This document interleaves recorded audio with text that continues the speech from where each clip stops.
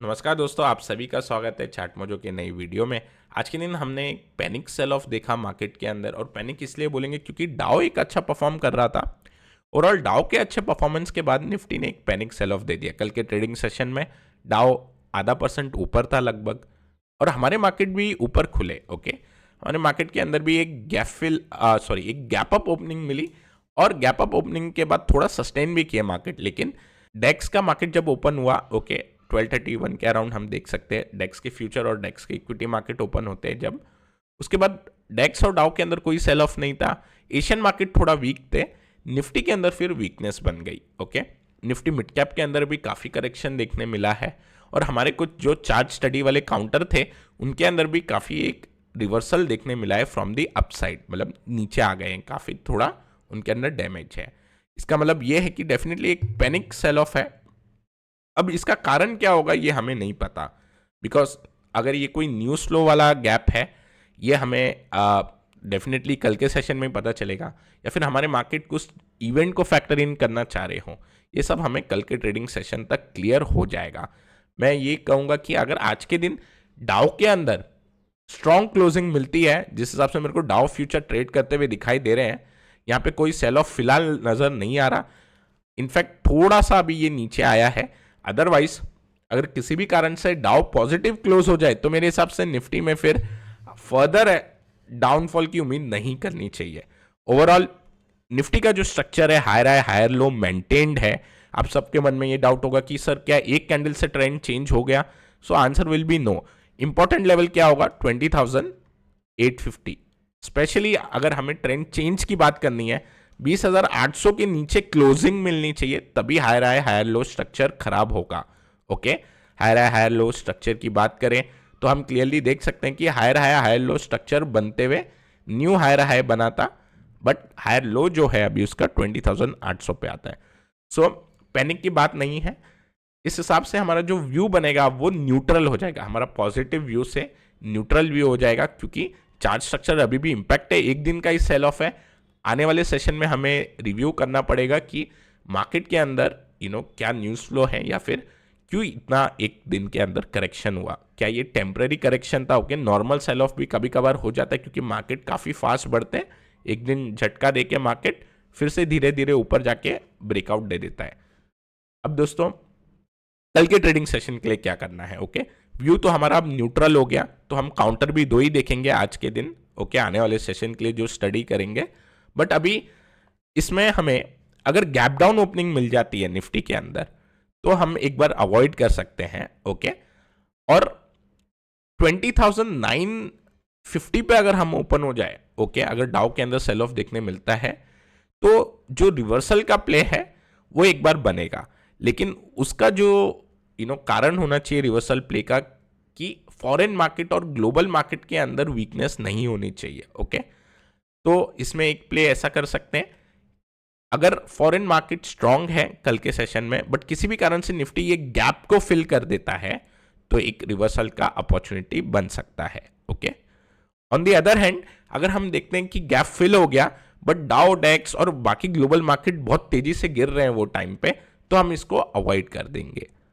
ऊपर के साइड के लिए व्यू थोड़ा अब हम रेस्ट्रिक्ट कर सकते हैं, लेकिन इसका ये मतलब नहीं कि तेजी फिर से नहीं होगी।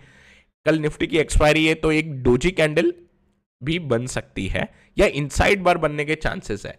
खासकर अगर आज डाउ पॉजिटिव क्लोज हो जाता है तो मेरे हिसाब से एक हल्का गैप अप अगर हमें देखने मिले तो एक इनसाइड बार टाइप कैंडल करके क्लोज भी बन सकता है। ओवरऑल मेरे हिसाब से निफ्टी के अंदर गैप अभी भी अनफिल्ड है, बैंक निफ्टी के अंदर गैप फिल हो गया है। तो अगर कोई अटेम्प्ट करना है अपसाइड का तो मेरे हिसाब से बैंक निफ्टी रिलेटिवली एक ज्यादा एक अच्छा विकल्प होगा। निफ्टी आईटी के अंदर काफी एक अच्छी वीकनेस बनी, उसके कारण निफ्टी के अंदर फर्दर और सेल ऑफ बढ़ गया। बैंक निफ्टी की बात करते हैं। बैंक निफ्टी ने अपना गैप फिल कर दिया, हालांकि ऐसा लग नहीं रहा था ये गैप फिल होगा, हम जैसा डिस्कस कर रहे थे, बट फिल हो गया। मार्केट ने थोड़ा रॉन्ग प्रूफ किया।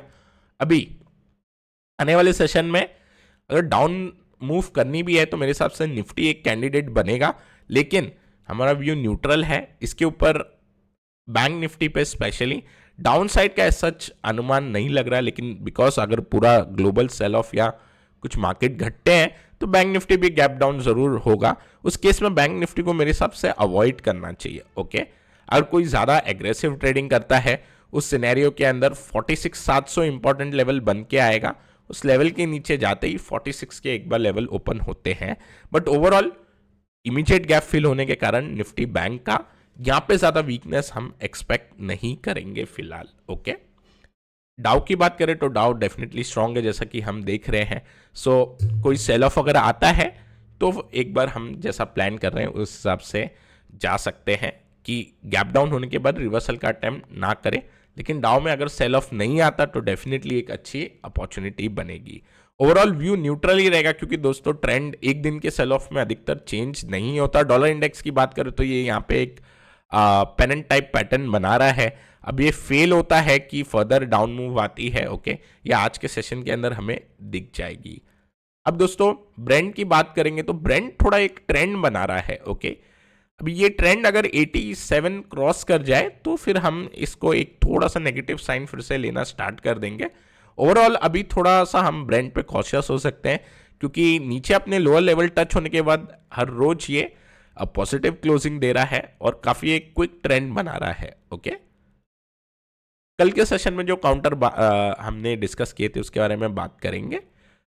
तो सबसे पहला जो काउंटर था वो था ब्रिटानिया। अब ब्रिटानिया के अंदर हमारे ट्रिगर लेवल भी थे और उसके बाद एक अपसाइड मूव भी दिखाई दी ब्रिटानिया के अंदर अच्छी खासी, लेकिन आज के मार्केट के सेल ऑफ की वजह से वापस नीचे आ गए। लेकिन ब्रिटानिया के चार्ट के अंदर इतना ज़्यादा डैमेज नहीं है जितना HFCL के चार्ट पे हमें डैमेज देखने मिला जो कल डिस्कस किया। So Britannia is looking good. Okay, इसके अंदर कोई मेरे को ऐसा सच लगता नहीं कि इश्यू दे सकता है। FMCG थोड़ा डिफेंसिव भी सेक्टर होता है, तो हमने दोनों काउंटर FMCG के ही पिक किए थे चार्ट स्टडी पे, जिसमें मैरिको पे यहाँ पे कोई सिग्नल नहीं आया था। ओके, ये सिग्नल एरिया था, वहां पे सिग्नल नहीं आया, ब्रेकआउट नहीं मिला राइजिंग चैनल का, लेकिन ब्रिटानिया पे मिल गया। ओवरऑल मैं ब्रिटानिया पे थोड़ा पॉजिटिव ही रहूंगा। ओके, बट HFCL है इसके अंदर डेफिनेटली जो ब्रेकआउट कैंडल का लो था वो ब्रीच हो गया और इसके अंदर अब कोई ऐसा सेंस नहीं बनता फर्दर इसको स्टिक टू रहने का। ओके, अभी दोस्तों नेक्स्ट जो काउंटर था GICRE हमने देखा था, इसके अंदर भी एक सेल ऑफ हमें देखने मिला। ओके, ट्रिगर लेवल आने के बाद ये भी सस्टेन नहीं कर पाया अपनी राइजिंग सपोर्ट लाइन को। ओके, सो इसके अंदर भी व्यू अब थोड़ा हम रखेंगे नहीं। ओके, आने वाले सेशन के लिए दोस्तों क्योंकि ये फर्स्ट डे की सेल ऑफ है, हमें ये नहीं पता कि क्या रीजन है, क्या डाउ आज गिरेंगे, क्या कोई हिडन न्यूज बनेगी। ओके, कि जो भी कारण हो ये हमें नहीं पता। इस वजह से हम जो दो काउंटर देखेंगे वो है सबसे पहले वोल्टास, जिसके अंदर काफी एक अच्छी वॉल्यूम बनी। ओके, और इसके जो फर्दर लेवल आएंगे ओके ब्रेकआउट की वो थोड़े ऊंचे रहेंगे। इससे ये एडवांटेज मिलेगा कि कल के सेशन के अंदर अगर कोई सेल ऑफ देखने मिलेगी तो डेफिनेटली हम जो लेवल पे ब्रेकआउट देखेंगे वो लेवल तक ये काउंटर पहुंचेगा नहीं। ओके, तो आने वाले सेशन में 955 का हम इस पे अलर्ट लगा सकते हैं वोल्टास के ऊपर। इसको डेफिनेटली अपने वॉच लिस्ट में रख सकते हैं। ये लेवल निकलने के बाद एक रेक्टेंगल बॉटम फॉर्मेशन का ब्रेकआउट मिल सकता है। अब ये लेवल इंपॉर्टेंट इसलिए है क्योंकि वोल्टास ने आज अटेम्प्ट किया अपने सपोर्ट जो लाइन बनी हुई थी पहले, जो रेजिस्टेंस बन के आई थी उसको क्लियर करने का, और वो क्लियर हुआ भी। लेकिन आज के फॉल की वजह से हम 955 को इंपॉर्टेंट लेवल अब मान लेंगे, और किसी भी कारण से अगर 955 के ऊपर ये काउंटर जाता है तो इसके अंदर हम व्यू पॉजिटिव बनाएंगे। नेक्स्ट जो काउंटर निकल के आता है वो आता है विजया डायग्नोस्टिक का। ओके, ये कैश काउंटर है, दो ही काउंटर पे डिस्कस करेंगे क्योंकि अभी हमें मार्केट का एक अनुमान नहीं लगा सकते क्योंकि सेल ऑफ थोड़ा फास्ट है। तो विजय डायग्नोस्टिक की अगर हम बात करें आने वाले सेशन में 687 के ऊपर ये काउंटर निकलेगा तो ब्रेकआउट मिलेगा। एक अच्छी वॉल्यूम देखने को मिली विजय डायग्नोस्टिक के ऊपर और एक ट्रेंड लाइन सपोर्ट भी देखने मिला। ओके, हम क्लियरली एक ट्रेंड लाइन सपोर्ट भी देख पा रहे हैं। ओके, अगर हम इस पर्टिकुलर कैंडल को इग्नोर करेंगे ओके क्योंकि जस्ट एक कैंडल आई थी और 5 मिनट में सेल ऑफ हो गया, तो आपको एक असेंडिंग ट्रायंगल पैटर्न भी दिखाई देगा। बट ओवरऑल ये काउंटर पे हम अपना पॉजिटिव बायस बना के जा सकते हैं। दो ही काउंटर है, दोनों काउंटर पे जो हम देखते हैं इंपॉर्टेंट की लेवल है, जो ब्रेकआउट के की लेवल होते हैं वो थोड़े ऊपर हैं, जिससे कि थोड़ा एक सेफ्टी मार्जिन मिले और मार्केट में अगर वाकई तेजी है तो ही वो लेवल ट्रिगर होए। ओके। अदरवाइज क्या होता है, एक गैप डाउन कैंडल अगर हमें देखने मिलेगी तो डेट्स इट, हमें कुछ करना नहीं है मार्केट में। ओके, तो दोस्तों ये दो काउंटर रहेंगे जिसमें हमारा पॉजिटिव बायस रहेगा। अभी एक काउंटर को मैं जरूर लाना चाहता हूँ चार्ट पे, जिसको हमने डिस्कस किया था, वो था ऑयल इंडिया का। ऑयल इंडिया पे मल्टी ईयर ब्रेकआउट हमने डिस्कस किया था और वो हुआ आज फाइनली। लेकिन जो दिन था आई थिंक सो इसका मल्टी ईयर ब्रेकआउट का, वो कुछ आज खास नहीं था, बिकॉज इतना मार्केट के अंदर जो सेल ऑफ था उस वजह से हमने देखा कि ये अच्छे लेवल पे जाने के बाद 14-15% ऊपर जाने के बाद इसने रिट्रेसमेंट दी। बट ओवरऑल काफ़ी एक अच्छा ब्रेकआउट हुआ है ऑयल इंडिया में अपने मल्टी ईयर हाई से। वॉल्यूम भी अच्छी बनी। But let us see how the market goes. Okay, तो दोस्तों मैं आशा करता हूँ आपको ये वीडियो पसंद आया होगा। पसंद आया तो दोस्तों लाइक करना ना भूलें, नए हैं तो सब्सक्राइब कीजिए। Till then take care, I will meet you in the next video.